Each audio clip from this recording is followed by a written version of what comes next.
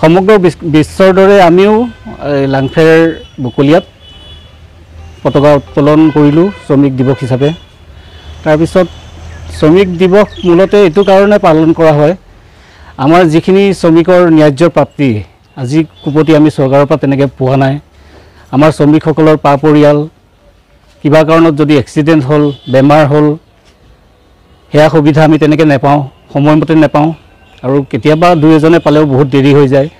আৰু বিশেষকৈ আমাৰ শিক্ষা, শ্ৰমিকৰ ল'ৰা ছোৱালীসকলৰ পঢ়া, এই শিক্ষাৰ সুবিধাবিলাকো আমি তেনেকৈ পোৱা নাই আজিলৈকে।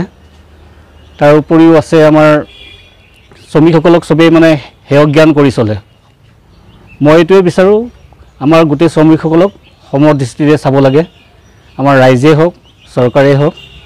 ইমানে কৈ পেলাই মই মোৰ বক্তব্যটো দেখা গৈছে আপোনালোকৰ যিহেতু এটা বকলিয়াঘাটত এটা কাৰ্যালয় আছে, স্থায়ী কাৰ্যালয়, সা সুবিধাসমূহ দেখা নাই। এই লাংফেৰবাসীৰ যি স্থানীয় EM বা MSC তেখেতক কিবা জনাব নেকি বা চৰকাৰক জনাব নেকি? এইটো ভাল কথা আপুনি ক'লে। এই আমাৰ যিটো অফিচ লাংফেৰৰ নামতহে অফিচ এটা আছে, কিন্তু একো সুবিধা নাই তাত। গতিকে আমাৰ EM ছাৰ আছে, তেওঁক আমি ক'ব বিচাৰোঁ যে আমাৰ এই সুবিধাটো তেওঁলোকে কৰি দিয়ে, যাতে তেওঁ এদিন আহক আমাৰ অফিচলৈ। আমন্ত্ৰণ জনাইছোঁ তেওঁক, চাই যাওকহি।